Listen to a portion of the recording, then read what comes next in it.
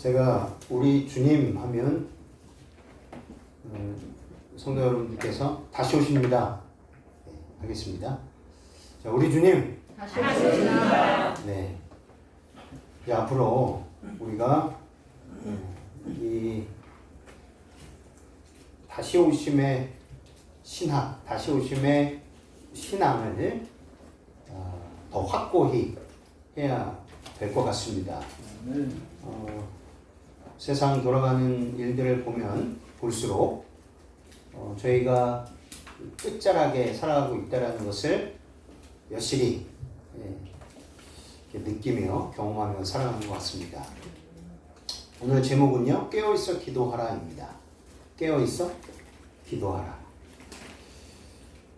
본문의 말씀 보도록 하겠습니다. 마태복음 26장 69절로 75절 말씀입니다. 제가 봉독하겠습니다. 베드로가 바깥들에 앉았더니 한 비자가 나와 가로되 너도 갈릴리 사람 예수와 함께 있었도다 하거늘 베드로가 모든 사람 앞에서 부인하여 가로되 나는 내 말하는 것이 무엇인지 알지 못하겠노라 하며 앞문까지 나아가니 다른 비자가 저를 보고 거기 있는 사람들에게 말하되 이 사람은 나사렛 예수와 함께 있었도다 하며 베드로가 맹세하고 또 부인하여 가로되 내가 그 사람을 알지 못하노라 하더라. 조금 후에 곁에 섰던 사람들이 나와 베드로에게 이르되 너도 진실로 그 당이라 내 말소리가 너를 표명한다 하거늘 저가 저주하며 맹세하여 가로되 내가 그 사람을 알지 못하노라 하니 달기 곧 울더라. 이에 베드로가 예수의 말씀에 딱 울기 전에 내가 3번 나를 부인하리라 하심이 생각나서 밖에 나가 심히 통곡하니라. 이 내용을 누구보다도 잘 알고 계실 것입니다. 예수님께서 베드로에게 자기 2번 울기 전에 네가 나를 3번 부인하리라 라고 말씀하셨었죠. 이 사건은요, 사실 예수님께서 사랑하는 제자 3명을 데리고 그 중에 한 명이 베드로였습니다.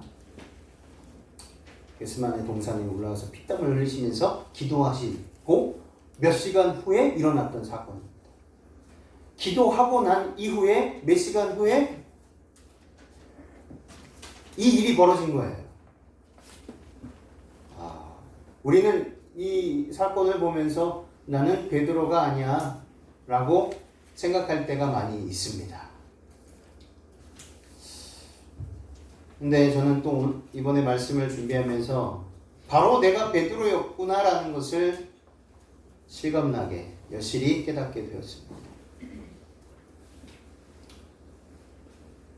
예수님께서 깨어서 기도하라 라고 말씀하셨는데 그들은 졸았습니다.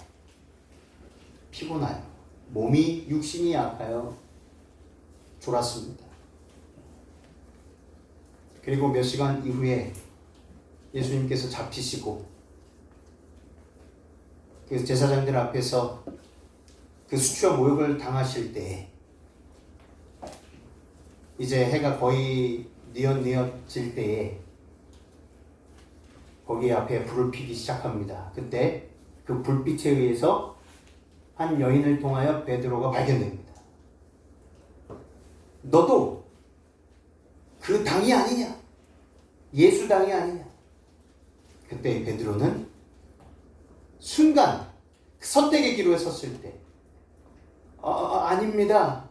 아니라 맹세하여 아니라 그리고 3번째 맹세하고 저주하여 내가 저 사람을 도무지 알지 못하였느니라. 베드로는 맹세하고 저주를 퍼부으면서 도무지 예수님을 알지 못한다라고 말했습니다. 다른 사람은 몰라도 그렇죠? 다른 사람은 몰라도 자기 자신은 예수님을 떠나지 않고 배반하지 않을 것이라고 호언장담했던 베드로 아니었습니까? 그 밤에 바닷가에서 예수님입니다 발견하고 그가 예수님을 앞에 섰을 때 그 선 장소가 바닷가였어요. 물 위였어요. 물 위. 근데 그가 예수님에게 시선을 놓는 순간 바닥을 보는 순간 빠지고 말았습니다. 그런 경험이 있었던 베드로. 바다를 걸었던, 바다 건너본 적 있으세요?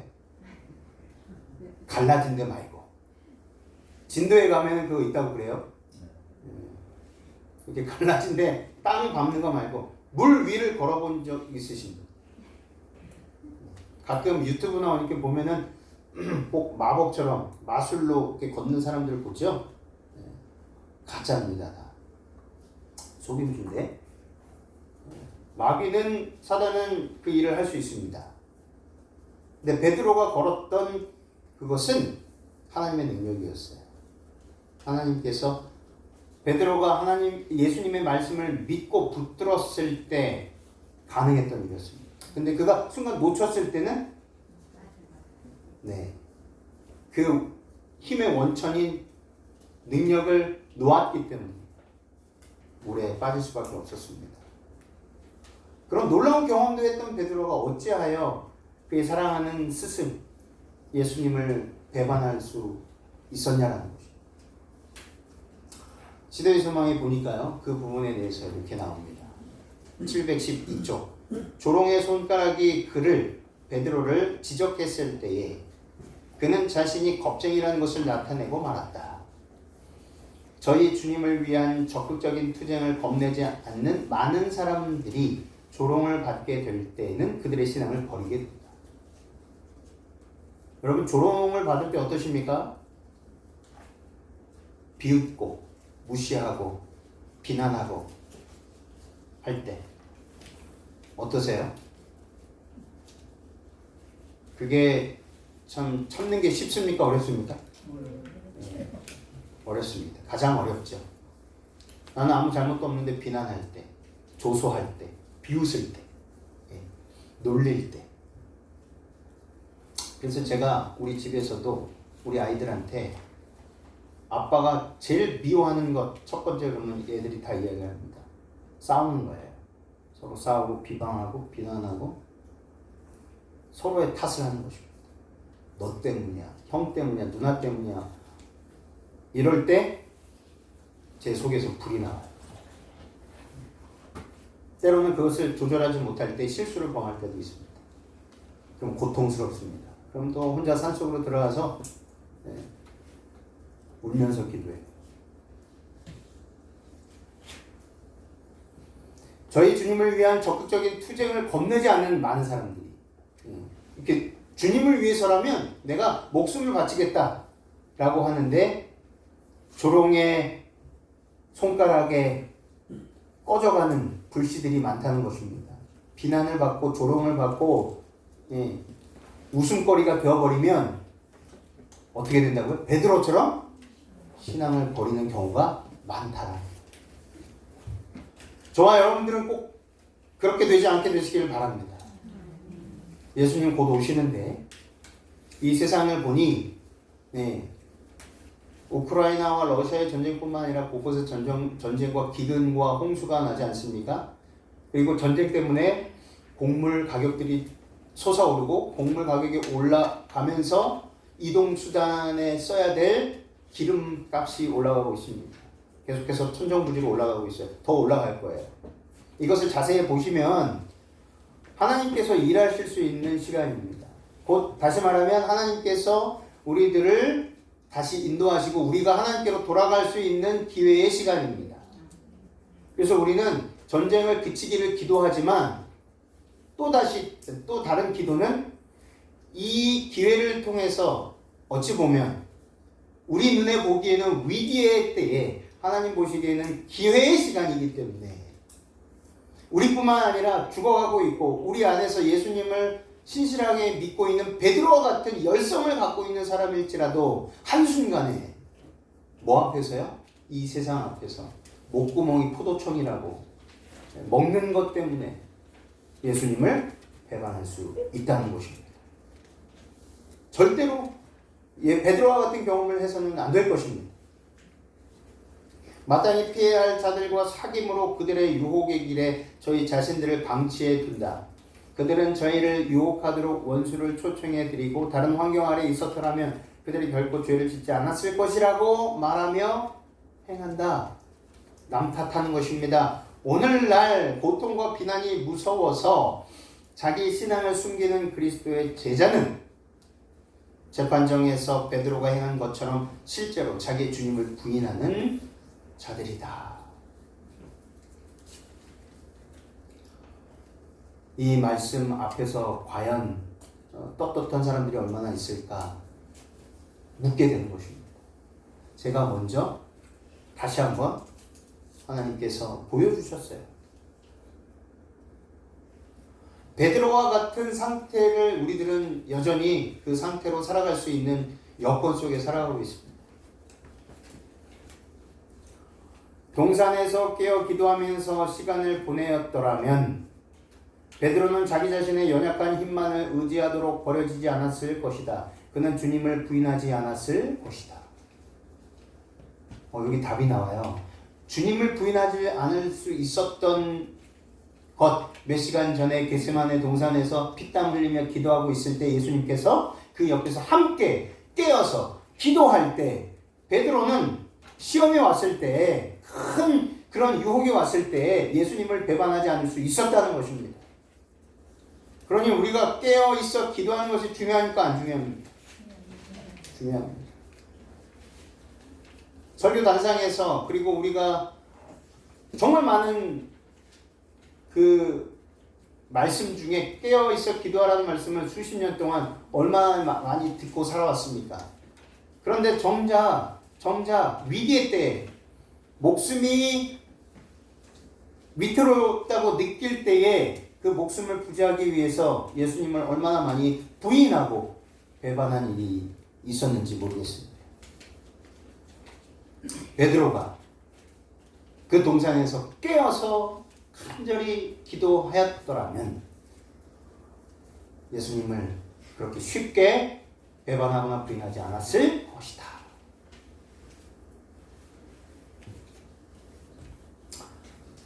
베드로가 예수님의 눈빛과 마주쳤을 때 뛰쳐나갔어요. 울면서. 근데 예수님의 그 눈빛이 뭐였습니까? 내가 얘기했지. 내가 그럴 줄 알았어. 너는 결국은 그거밖에 안 되는 녀석이야.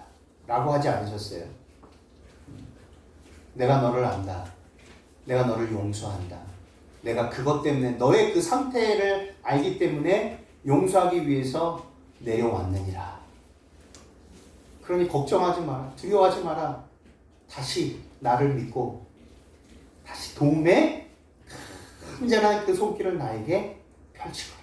그 눈빛을 보시고 그 눈빛을 보고 베드로가 울면서 뛰쳐나갔어요. 그리고 어디를 갔냐면 그가 몇 시간 전에 예수님과 함께 기도했던, 졸면서 기도했던 그 동산으로 갔어요. 그래서 울면서 기도했습니다. 주님, 나를 용서해 주시옵소서. 그렇게 기도했습니다. 깨어있어 기도하라는 의미는 무엇일까요? 그래서 예수님께서 제자들뿐만 아니라 끊임없이 마지막 때에 일어날 사건과 사고와 또 마지막 전에는 어떤 일들이 일어날 것을 미리 말씀하시면서 깨어서 기도하라고 수십 번 말씀하셨죠. 어떤 의미입니까? 왜 베드로는 깨어있어 기도하지 못함으로, 그 의미를 알지 못함으로 예수님을 배반할 수밖에 없었는가?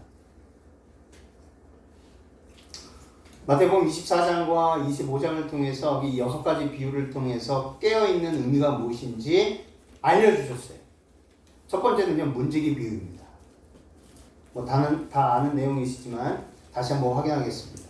마태복음 13장 34절 37절에 가령 사람이 집을 떠나 타국으로 갈 때에 그 종들에게 권한을 주어 각각 사물을 맡기며 문지기에게 깨어있으라 명한 것 같으니 그러므로 깨어있으라. 집주인이 언제 올는지 혹 저물 때일는지 밤중에 일는지 닭 올 때일는지 새벽에 일는지 너희가 알지 못함이니라. 그가 호련히 와서 너희의 자는 것을 보지 않도록 하라. 깨어있으라. 내가 너희에게 하는 이 말이 모든 사람에게 하는 말이니라 하시니라.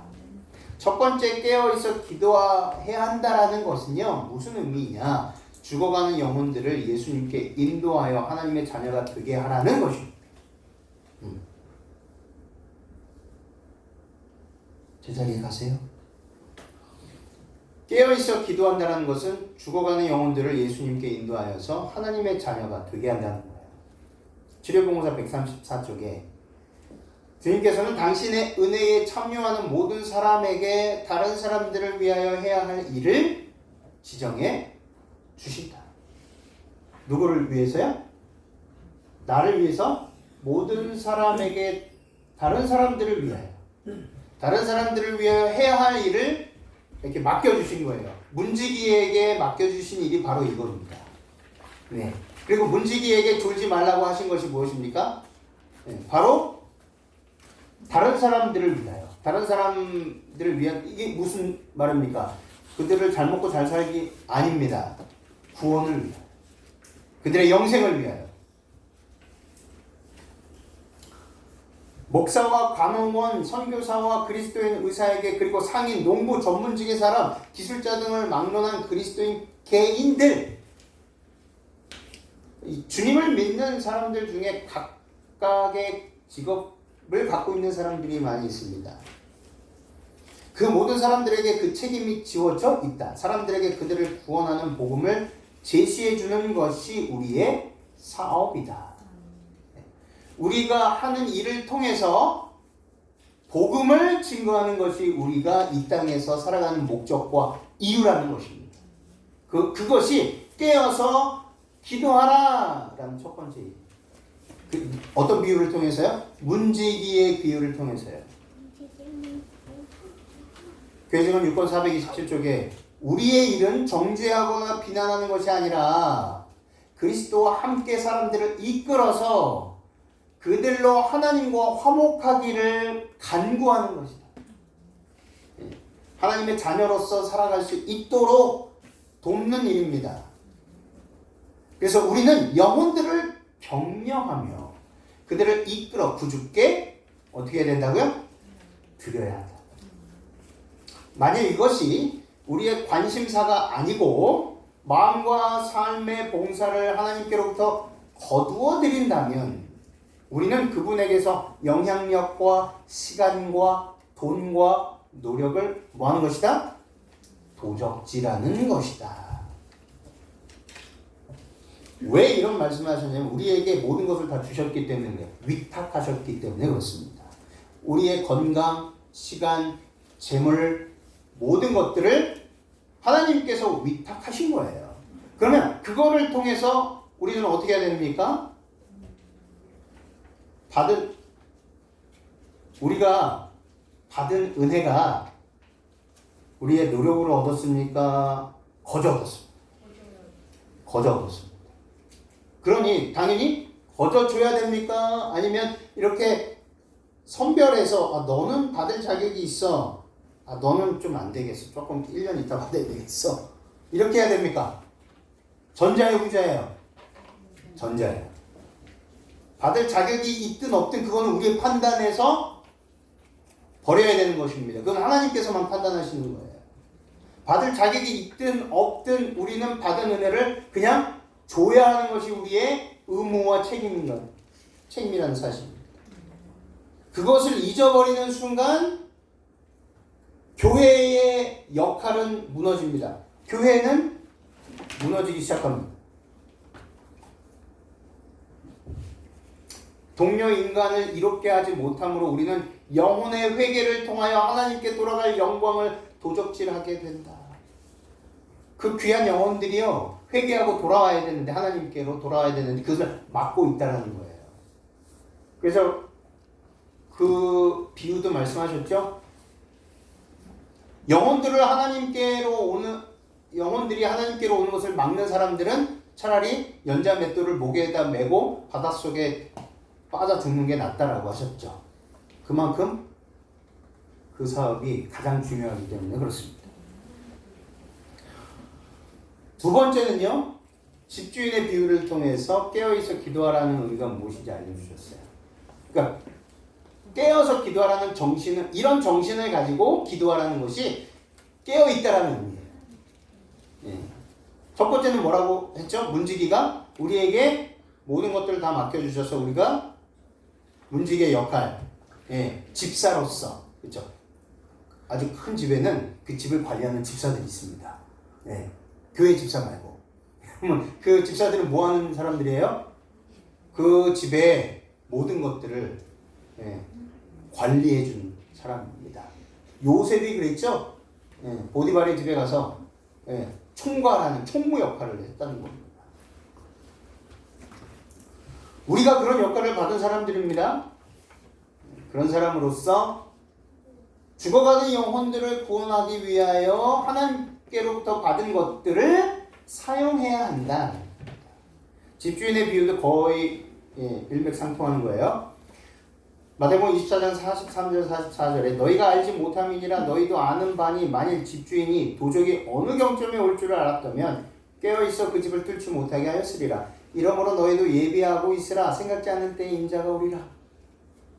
두 번째 깨어있어 기도해야 한다는 것은요, 우리 삶의 초점과 이 땅에 살아가는 이유와 목적이 오직 예수 그리스도의 재림에 맞추어져야 한다는 것입니다.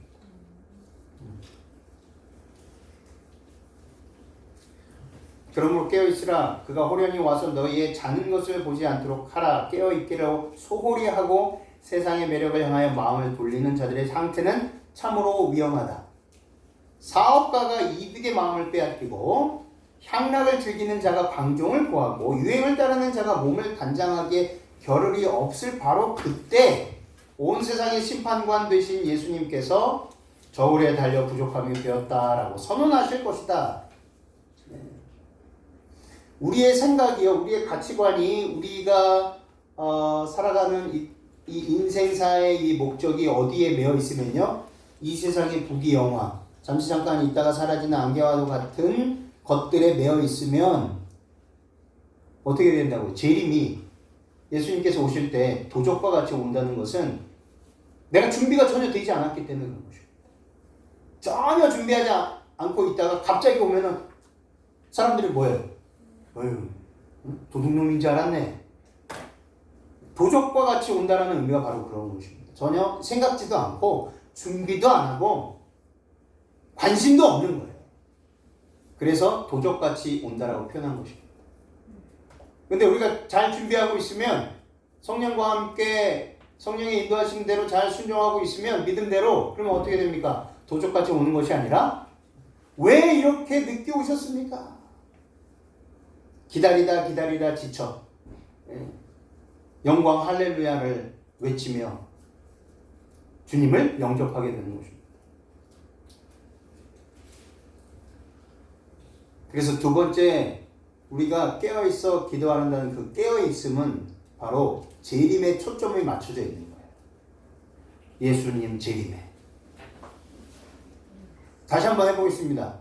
우리 주님 다시 오십니다. 지금은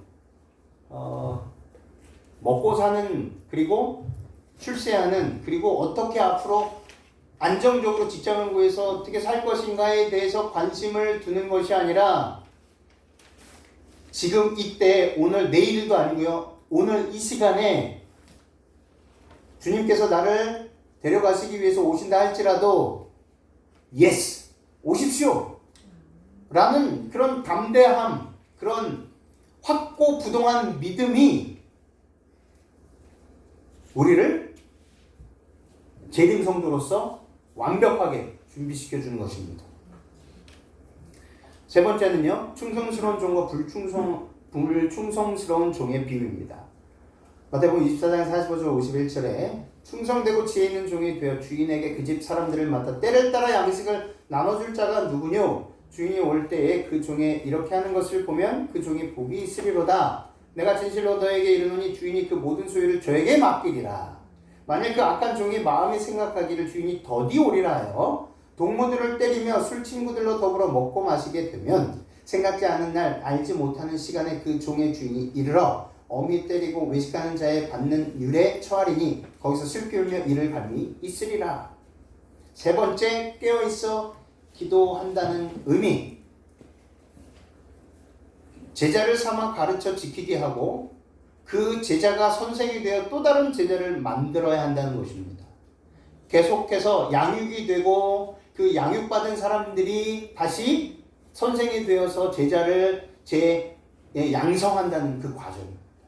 그래서 반드시 우리들은 예수님의 첫 번째 제자가 되어야 되고, 제자로서 담대히 예수님께서 약속하신 대로 너희는 모든 민족을 제자로 삼아 아버지 아들과 성령의 이름으로 침례를 주고 내가 모든 것을 가르쳐 지키게 한 것을 가르쳐 지키게 하라. 볼지어다 세상 끝날까지 내가 너희와 항상 함께 있으리라 라는 그 약속을 믿고 담대히 나아가야 한다는 것입니다.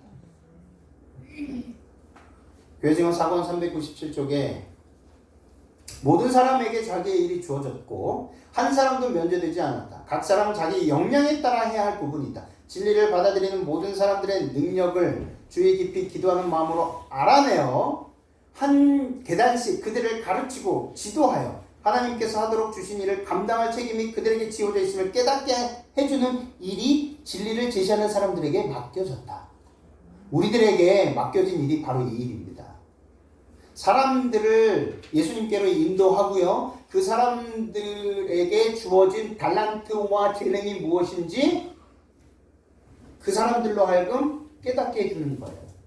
당신은 음악에 재능이 있어요. 그 음악의 재능으로 하나님께 영광을 돌리십시오. 당신은 봉사의 손을 있습니다. 그 손길이 굉장히 빠릇빠릇하고 봉사하는 것을 너무 좋아합니다. 이거를 통해서 하나님께 영광을 돌리십시오. 각자 가지고 있는 재능과 달란트를 통해서 그 사람이 하나님께 받은 것을 100번 활용하여서 세상에 복된 소식을 증거할 수 있도록 빛의 역할을, 빛이 될 수 있도록 해주는 것이 바로 우리의 역할이라는 것입니다. 그 정신으로 깨어서 기도하라는 것이에요. 크거나 작거나 간에 자기 사업을 양심적으로 신실하게 하지 않는다면 아무도 시험을 저항하고 하나님의 목적에 응하며 그리스도인의 삶을 살 수 없다는 것을 반복해서 강조되어야 한다. 모든 이들에게는 교회에 나가고 하나님의 말씀을 듣는 것 외에 할 일이 있습니다. 교회에 나가고 말씀 듣고 좋은 말씀 들었습니다. 감사합니다. 그냥 감동받고 마치는 것이 아니고 우리에게 주어진 각자의 할 일이 있다는 거예요. 할 일이. 그래서 때때로 보면 그렇죠. 저는 부족합니다. 그러니 우리 집사님에게, 장로님에게 저는 안 됩니다. 계속 미루죠. 네. 이것이 겸손이라고 생각하면 안 됩니다. 이것은 겸손이 아니고요. 직무유기 이렇게 생각하시면 됩니다. 뭐라고요? 직무유기. 자기가 해야 할 일을 하지 않는 거예요. 그러면 하나님께서 어떻게 인도하시는지 축복하심이 무엇인지를 알지 못합니다. 하나님의 인도하심과 하나님의 복과 축복하심을 경험하기를 원하십니까? 그러면 하나님께서 어떤 재능을 주셨든지 달란트를 주셨든지 믿고 그것을 100번 활용하여서 영혼들의 구원을 위해서 사용하게 되시길 바랍니다. 그리고 교회에서 어떤 역할이 주어질지라도 이게 과연 내가 할 수 있는 일인가? 하지 마시고 주어진 일대로 지금 하기 힘들다면 기도하시고 이 일을 위해서 깨어서 기도하시고 감당할 수 있는 힘을 달라고 기도하시길 바랍니다. 그럼 반드시 하나님께서 인도하실 것입니다. 그들은 이기적인 동기에서가 아니라 멸망에서 그들을 구원하기 위해 모든 희생을 감수하신 그리스도의 영광만을 바라보고 그분을 위하여 끊임없이 일해야 한다. 이미 우리들에게 주어졌기 때문에 그렇습니다. 이미 우리들에게 놀라운 능력이 주어졌기 때문에 믿고 나아가라는 것입니다. 꼭 그렇게 결심하시고 깨어서 이 일을 위해서 깨어서 기도하시고 담대히 나아가게 되시기를 바랍니다. 깨어있어 기도해야 된다는 것은 진짜 같은 가짜를 조심하고 모조품 그리스도인이 되지 말라는 것이에요. 교회직원 5권 101쪽에 마음속으로 주인이 더디 오리라고 말한 종은 그리스도를 기다리노라고 공언했습니다. 말로 제가 주님을 기다립니다. 그러나 마음속으로는 좀 늦게 오셨으면, 그는 마음으로는 사단에게 굴복했음에도 불구하고 겉으로는 하나님의 사업에 헌신한 종이었다. 그는 조롱하는 자처럼 진리를 공공연하게 부인하지는 않았을지라도 그의 생애를 통하여 주님이 더디오리라는 마음속의 감정을 나타낸다. 추측 때문에 그는 영원한 유익에 대하여 무관심하다. 그는 세상의 처세훈을 받아들여 그 습관과 관습을 따른다. 이기심, 세상의 자랑, 야망 등이 그의 마음을 지배한다. 그의 형제들이 자기보다 더 높은 위치에 설까 두려워서 그는 그들의 활동을 헐뜯고 그들의 동기를 비난하기 시작한다. 그리하여 그는 그의 동료 종들을 때린다. 그가 하나님의 백성들과 분리됨에 따라 그는 점점 더 경건하지 않는 자들과 연합한다. 교회에서 너무 자주 이런 모습을 보게 됩니다. 그 사람이, 그 주인공이 내가 될 수 있어요. 여러분들이 될 수 있다는 것입니다. 그러니 매 순간 조심해야 됩니다. 조금이라도 내 마음 가운데 형제들을 향한 비난의 마음이 있다면 십자가로 달려가게 되시기를 바랍니다. 예수님께 달려가셔야 돼요.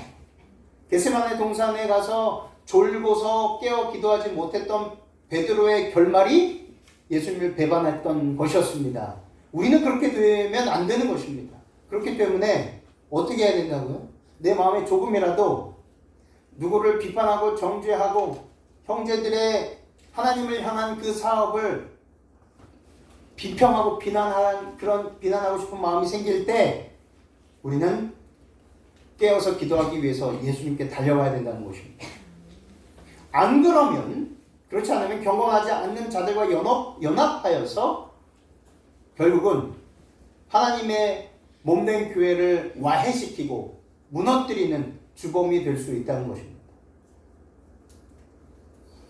그는 술 친구들과 더불어 먹고 마시며 세상 사람들과 연합하고 그들의 정신에 동참하고 있음이 나타난다. 그리하여 그는 속임을 당하여 육적인 안락 가운데로 빠져들고 망각과 무관심과 나태에 정복당한다. 이것이 무서운 것입니다. 무관심과 나태, 망각, 정복당하는 거예요. 완전히. 그러면서도 끊임없이 입으로는 뭘 주장하고 있는 것입니까? 내가 하나님의 백성입니다. 주님을 기다리고 있습니다. 라고 주장하게 된다는 것입니다. 우리 모두는 이렇게 불충실한 종이 되지 않게 되시기를 바랍니다. 네 번째, 열처녀의 비유입니다. 열처녀의 비유는 너무 잘 아니까 이것을 다 읽지는 않겠습니다. 굉장히 길죠? 이 열처녀의 비유에서 우리들은 깨어있어 기도해야 된다는 의미와 그 뜻이 무엇인지 성령의 사역을 통하여 회개하고 거듭나야 하며 매 순간 반석되시는 예수님께 우리 자아가, 이기적인 자아가 깨어져야 한다는 것이죠. 이것이 열처녀의 비유를 통해서 우리들에게 깨어있어 기도하라는 의미가 무엇인지 알려주신 것입니다. 성령의 사역을 통해 회개해야 돼요. 그리고 거듭나야 해요. 그리고 매 순간 반석되시는 예수님께 이기적인 우리의 자아가 깨어져야 한다는 것입니다. 15처녀의 슬기로운 처녀와 5처녀의 그 슬기롭지 못한 처녀가 있습니다. 똑같이 그 밤중에 신랑 되신 예수님을 맞이하기 위해서 기다립니다. 팔레스타인 그 결혼 문화에서는 동양의 많은 국가에서도 그런데 밤에 그 혼인잔치를 치르는 경우가 많다고 해요. 그래서 예수님께서도 동구 밖 그 혼인잔치가 있는 모습을 보시면서 제자들에게 이 열처녀의 비유를 말씀해 주셨어요. 마지막 때에 저 보거라, 혼인잔치의 신랑을 맞이하기 위해서 신랑이 신부의 집을 찾아가고 신부를 데리고 혼인잔치로 데려오고 갑니다. 그래서 신부의 친구들이 불을 켜놓고 신랑을 기다립니다. 근데 지체가 됐어요. 1시간이 되고 안 오고 2시간 되고 안 옵니다. 근데 슬기로운 5처녀들은 여분의 기름을 준비하여서 기름이 다 떨어질지라도 그 병에 있는 여분의 기름을 통해서 불을 계속 밝힐 수 있었지만 슬기롭지 못한 가련한 그 5명의 그 처녀들에게는 준비된 기름이 없었습니다. 준비하지 못했어요. 그래서 불이 다 꺼져 갔을 때 그 슬기로운 처녀들에게 기름 좀 빌려다오. 얘기했을 때 그 슬기로운 처녀들이 우리가 쓸 것이 부족하니 우리도 쓸 것이 부족하니 너희가 시장에 가서 사갖고 오너라. 이미 늦었죠. 신랑은 와서 그 슬기로운 처녀를 데리고 신부를 데리고 잔치 장소로 옮깁니다. 그 기름은 성령입니다. 마지막 때에 말씀을 이해하고 알고 그것을 달달 외운다고 해서 구원이 보장된 것이 아닙니다. 말씀을 깨닫고 예수님께서 지도하시고 성령께서 인도하시는 그 길대로 따라갈 때에 우리는 슬기로운 다섯 처녀와 같이 캄캄한 밤중에 예수님께서 우리를 데리고 오실 때에 이 땅으로 재림하실 때에 슬기로운 처녀와 같이 주님을 맞이할 수 있다는 것입니다. 신물교훈 408쪽 하나님의 성령이 없이 하나님의 말씀만을 아는 것은 아무 소용이 없습니다. 성령의 감화가 없는 진리의 이론만으로는 사람의 심령을 깨우치고 마음을 심화시킬 수 없다. 우리가 비록 성경의 말씀과 약속들에 정통하다 할지라도 하나님의 영이 진리를 깊이 깨닫게 하지 않을 것 같으면 우리의 품성은 뭐하지 않는다고요? 변화되지 않을 것이다. 성령이 우리 마음을 밝혀주지 않을 것 같으면 사람들은 진리와 오류를 분간할 수 없게 될 것이며 저희는 사단의 교묘한 시험에 빠지게 될 것이다. 그래서 우리는 끊임없이 말씀을 보고 기도하면서 주님께 간절히 간구하면서 성령께서 이 말씀이 무엇인지 깨닫게 도와달라고 간구해야 된다는 것입니다. 그냥 말씀 보고 이렇구나 라는 것이 아니라 이 말씀을 깨닫기 위해서 성령을 구해야 한다는 것이에요.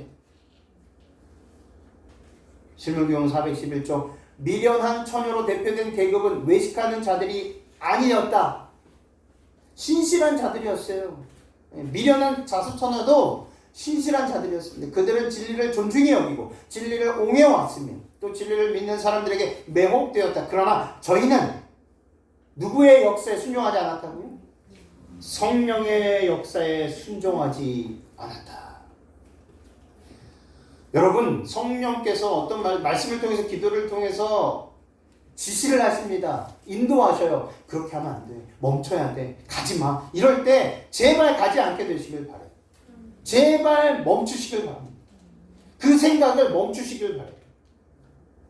누구를 막 미워할 때 막 때리고 싶고 저 사람 저 인간만 없으면 내가 좀 살겠는데 교회 안에서 저 목사만 없었으면 저 장로만 없었으면 저 집사만 없으면 좋겠는데 라는 생각이 들 때 그걸 가만히 두시면 누구처럼 된다고요? 미련한 다섯 처녀처럼 된다는 것입니다. 그럴 때 어떻게 됩니까? 가슴을 치면서 하나님 왜 내 마음에 이런 마음이 들어옵니까? 마귀의 마음이 들어옵니까? 제발 이 마음을 버리게 해주십시오. 이게 성령께서 인도하시고 지도하시고 역사하시는 마음입니다. 성령이 사람의 마음속에 역사하게 되고 이 역사를 당사자가 갈망하고 동의하게 될 때 그의 안에는 새로운 품성이 심어지게 된다. 그러나 미련한 처녀로 대표된 계급은 단지 피상적이고 표면적인 행위만으로 만족하는 자들이다. 그냥 피상적에 이 정도면 됐지. 겉으로 보기에 신실해 보이는 모습이면 만족하는 거예요. 내 마음속에 미움과 다툼과 증오가 가득한데도 그것을 미워하지 않고 내 마음속에 있는 내 자아, 이기적인 자아를 나의 죄를 미워하지 않고 다른 사람의 죄를 미워하고 다른 사람을 미워하게 되는 것입니다. 이 사람들이 미련한 다섯 처녀를 대표하는 것입니다. 하나님께 대한 저희의 봉사는 점차 저하되어 형식화되고 만다. 내게 나오며 내 백성처럼 내 앞에 앉아서 내 말을 들으나 그대로 행치 아니하니 이는 그 입으로는 사랑을 나타내어도 마음은 이욕을 쫓음이라.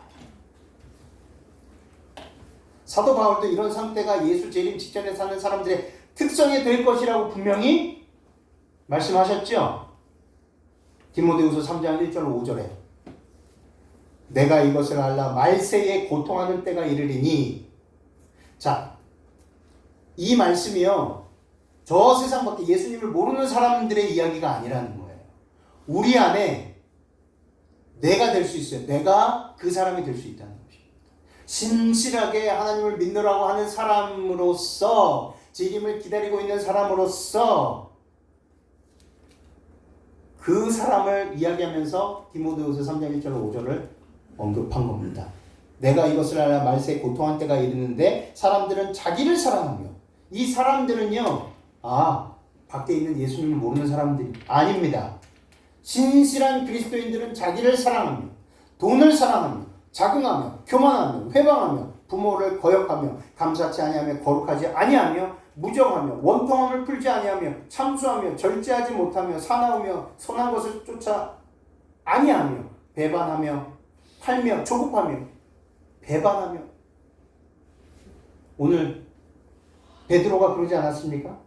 오늘 본문의 말씀에 베드로가, 이렇게 신실했던 베드로가, 다른 누구도 어떤 사람이 예수님을 배반할지라도, 모든 사람이 예수님을 배반할지라도, 정말 예수님과 늘 옆에서 있었던 다른 제자들이 다 배반할지라도 나는 절대로 배반하지 않을 겁니다. 호언장담을 했던 베드로가 이렇게 연약하게, 정말 연약하게, 말도 안 되게 쓰러지고 말았지 않았습니까?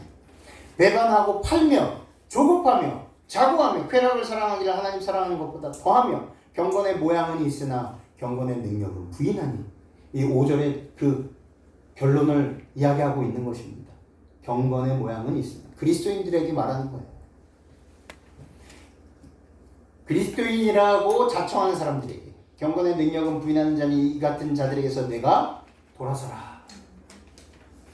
신물교훈 420쪽에 그리스도께서는 당신을 따르는 자들에게 빛을 비추는 일에 힘쓰라고 말씀하지 않으셨습니다. 그분은 말씀하시기를 너희 빛을 비추라고 하신다. 만일 그대가 하나님의 은혜를 받았을 것 같으면 빛은 그대에게 있다. 장애물을 제거하라. 우리가 받은 은혜를 감사하게 여기잖아요. 하나님의 것이라고 여기면 이미 우리가 하나님의 것이에요. 예수님의 것입니다. 그래서 우리가 빛이에요. 우리를 통해서 예수님이 나가는 거예요. 그 말씀이에요. 우리가 애를 쓰고 노력해서 빛을 비추라는 게 아니라 이미 받은 은혜가 바로 그리스도가 우리 안에 나의 주인으로서 살아가고 있다는 것입니다. 그러니 나는 안 보이고 우리를 통해서 누구만 보이는 거예요? 예수 그리스도만 보이는 것입니다. 그래서 바로 너희가 빛이라라고 하시는 거예요. 마태복음 5장에 그렇게 말씀하셨잖아요. 너희는 세상에 빛이라, 소금이라. 노력해서 얻는 게 아니라 예수님께 완전히 복종하고 굴복했을 때 우리는 안 보이고, 이기적인 우리는 안 보이고, 우리를 통해서 누구만 보이십니까? 예수님만 보이시기 때문에 이렇게 말씀하신 겁니다. 다섯 번째, 깨어 기도하라고 하신 비유를 통해서 말씀하신 달란트의 비유. 이것도 우리가 너무도 잘 알고 있죠. 14절로 30절의 말씀인데 다 읽지 않겠습니다. 깨어 있어 기도하라는 것은요, 영혼 구원 사업을 위해서 받은 재능, 달란트를 사용하라는 것입니다. 완전하게 100번 활용해서. 그런데요, 여기서 더 중요한 거, 이 받은 달란트를, 재능을 사용할 때 가장 먼저 혜택을 받는 사람이 누굽니까? 나예요, 나. 내가 받은 달란트를 내가 사용할 때, 죽어가는 영혼들을 위해서 헌신하고 봉사하고 애쓸 때 돌아오는 게 무엇이냐? 이겁니다. 품성 변화입니다. 그래서 주님께서는요, 하늘나라 데려가시기 위해서, 우리를 데려가시기 위해서 반드시 거쳐야 될 게 바로 뭐예요? 우리가 받은 모든 재능들을, 달란트들을 누구를 위해서 쓰는 거예요? 영혼들을 위해서 쓰는 거예요. 나를 위해서 쓰는 게 아니고 영혼들을 위해 쓸 때 나에게 돌아오는 것이, 물론 뭐 재물이나 건강이나 이런 것도 포함되지만 제일 중요한 거, 예수님의 마음으로 닮아가는 것이에요. 예수님처럼 되어가는 것이에요. 그게 제일 중요해요. 달란트의 비유에서의 핵심은 그것입니다. 실물교훈 326쪽, 그리스도를 통해서 모든 하늘을 우리에게 주심으로써 각 사람의 의지와 애정과 지능과 심령을 다 뭐하셨다? 사셨다. 믿는 자나 믿지 않는 자를 막론하고 모든 사람은 다 주님의 소유이다. 모든 사람은 그분을 위해 봉사하도록 부름을 받았다. 십자가에서 돌아가신 게 그냥 돌아가신 게 아니라는 것입니다. 뭐까지 주신 거예요? 영원한 생명을 주셨는데 애정과 지능과 사람을 사랑하는 마음, 의지 이거를 다 주신 거예요. 그 의미는 심령, 우리의 심령을 사신 거예요. 우리를 완전히 사셨습니다. 믿든 예수님을 믿든지 믿지 않는 사람이든지 상관없이 모든 사람을 이미 당신의 생명, 피의 값으로 뭐 하신 거예요? 사셨어요. 이 사셨다는 의미는 우리에게 모든 것을 다 주셨다는 겁니다. 예. 실물교훈 353쪽. 달란트는 사용할수록 뭐가 된다? 배가 된다. 증가된다. 성공은 우연히 되는 것이 아니라 운명에 의해서도 되는 것이 아니라 성공은 하나님의 섭리, 계획하심을 통해서 그 계획하심을 뭐함으로? 우리가 믿음으로 수행함으로 얻는 것입니다. 하나님의 뜻을요 믿고 따라감에 우리들은요 성공할 수 있게 됩니다. 주님께서는 우리가 가진 모든 선물을 다 사용하기를 원하신다. 만약 우리가 그대로 한다면 우리는 더욱 큰 선물을 갖게 될 것이다. 선물 좋아하시죠? 정말 좋아하세요. 큰 선물을 좋아하시죠? 다들 좋아하십니다. 그러면 꼭 실천하게 되시길 바랍니다. 저와 여러분이 가지고 있는 모든 것들을 다 사용하시길 바랍니다. 아, 이거는 아껴둬야 해. 이거는 내가 제일 아끼는 양복이야. 저희 어머니가 제가 목회 안수 받았을 때 2005년도인가요? 15년도인가요? 네, 2015년도? 2015년도에 안수 받았을 때 제가 늦게 나왔기 때문에 그때 받았을 때 주신 양복이 있어요. 그 가장 아끼는 양복. 왜냐면 비싸니까. 네. 어머니가 가장 비싼 걸 해주고 싶으셨던 거예요. 그런데 저에게 소중한 그리고 늘 이렇게 아끼는 그 양복을 누군가가 필요했을 때, 누군가가 그 양복이 필요할 때 선뜻 물론 이제 사줘야 되겠지만 그럴 돈이 없을 때는 내가 가지고 있는 좋고 소중하고 아끼는 것을 가장 좋은 것을 줘야 한다는 것입니다. 쓰다 남은 거, 먹다 남은 거 그거를 주는 게 아니라 제일 좋고 제일 아끼고 소중한 거를 주는 거예요. 그 정신으로 기도할 때 우리는 깨어있게 됩니다. 주님을 섬기는 일에 온갖 정성을 다하고 참된 희생을 기울임으로 우리의 능력은 증가할 것이다. 우리가 우리 자신을 굴복시켜 성령께서 역사하실 수 있는 도구가 되게 할 때 하나님의 은혜가 우리 안에 역사하사 우리로 하여금 옛 버릇을 억제하고 괴벽한 성질을 극복하게 하시어 새 습관을 기르게 하신다. 우리가 성령의 격려를 존중히 여기고 순종할 때 우리의 마음은 넓어져 성령의 능력을 더욱 많이 받게 될 것이며 더욱 좋은 일을 많이 행하게 될 것이다. 우리의 품성이 이렇게 변하게 된다는 것입니다. 뭐를 할 때? 영혼 구원 사업을 우리가 받은 달란트와 재능을 100번 활용해서 사용할 때 우리의 품성이 예수님처럼 바뀌어진다는 것이에요. 그렇게 실천하게 되시기를 바랍니다. 마지막 6번째는요. 양과 염소의 비유입니다.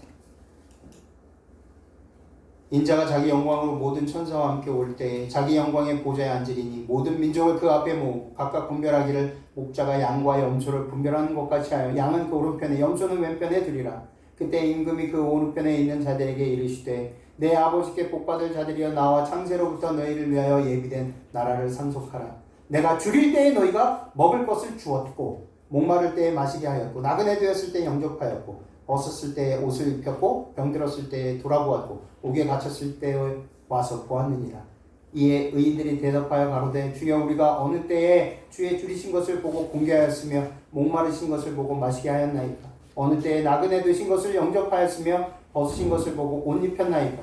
어느 때 병드신 것이나 옥에 갇히신 것을 보고 가서 배웠나이까? 하리니 임금이 대답하여 가라사대 내가 진실로 너에게 이르노니 너희가 여기 내 형제 중에 지극히 작은 자 하나에게 한 것이 곧 내게 한 것이니라 하시고 또 왼편에 있는 자들에게 이르시되 저주를 받은 자들아 나를 떠나 마귀와 그 사자들을 위하여 예비된 영영한 불에 들어가라. 내가 줄일 때 너희가 먹을 것을 주지 아니하였고 목마를 때 마시게 하지 아니하였고 나그네 되었을 때 영접하지 아니하였고 벗었을 때 옷 입히지 아니하였고 병들었을 때와 옥에 갇혔을 때 돌아보지 아니하였느니라 하시니 사랑은 경건의 기초다라고 말합니다. 사람이 말로는 아무리 공언한다 할지라도 자기의 형제들에 대해 이기심 없는 사랑을 갖지 않는다면 그 사람은 하나님께 대한 순진한 사랑을 가질 수 없다. 그러나 우리는 다른 사람들을 사랑하려고 애쓰는 것만으로는 결코 이러한 정신을 가질 수 없다. 필요한 것은 그리스도의 사랑이 우리의 마음 가운데 있어야 한다. 자아가 그리스도께 몰입될 때에 사랑은 저절로 생겨나게 된다. 그리스도인의 품성의 완성은 다른 사람을 돕고자 하는 생각이 마음속에 계속해서 일어날 때에 곧 하늘의 햇빛이 마음에 충만하고 얼굴에 나타날 때에 이루어진다. 그리스도인의 품성이라고 했습니다. 그리스도인의 품성의 완성이라고 했어요. 이 우리의 품성의 완성은 다른 사람을 돕고자 하는 생각이 마음속에서 계속해서 끊임없이 이루어졌을 때 이루어 온다라고 말합니다. 하나님의 완전한 사랑이 마음에 거하게 될 때 놀라운 일들이 일어난다. 그리스도께서는 영생하도록 솟아나는 샘물로서 신자들의 마음에 계실 것이다. 6가지를 살펴보았습니다. 깨어서 기도하라는 것. 공통적인 게 무엇입니까? 이기심에 가득한 내 자아가 성령께 지도함을 받고 예수 그리스도께 완전히 깨어서 반석 되신 예수님께 깨어져 있을 때 그리고 끊임없이 그 상태로 나에게 주어진 재능과 달란트를 사람들에게 나누어 줄 때 그리고 그 사람들의 구원을 위해서 애쓸 때 그렇게 일할 때에 그것이 바로 깨어 기도하는 것이라고 말씀을 하십니다. 그리스도인들은 나태한 마음으로 주님의 다시 오심을 기다려서는 안 된다는 것입니다. 우리는 깨어 기다리며 진리에 순종함으로써 우리들의 영혼을 정결케 하는 일에 부지런하고 또 남을 위하여 일하는 데에 열심을 내야 한다는 것입니다. 베드로의 실패는요, 자신의 이기적인 자아를 포기하지 않았던 결과였습니다. 성령의 인도와 지도를 받고 순종하며 반석되시고 영원한 생명 되시는 예수님께 자신의 이기적인 자아를 드렸어야 했는데 그러지 못하였습니다. 우리의 이기적인 자아가 예수님 안에서 완전히 깨어지는 경험이 없으면 우리도 베드로처럼 조롱받고 비웃음 당하며 생명의 위협을 느낄 때 베드로처럼 우리 주님을 저주하며 부인하게 될 것입니다. 그러니 오늘 6가지 비유를 통해서 깨어있어 기도하라는 의미가 무엇인지 알았다면 이제는 나를 위해서 사는 삶에서 다른 사람의 구원을 위해서 살아가는 이미 우리들에게 주신 많은 재능들과 그 능력들을 다 활용하여서 그것이 우리의 의무와 책임임을 깨닫고 온전히 그렇게 살아가게 되실 때에 베드로와 같은 실수를 범하지 않고 주님을 배반하지 않으며 다시 오시는 예수님을 온전히 믿음으로 영접할 수 있는 성령의 충만함, 그리스도의 분량에 자라날 수 있는 그 품성을 완전히 소유하게 될 것이라는 것을 믿어 의심치 않으며 오늘 말씀을 마치겠습니다.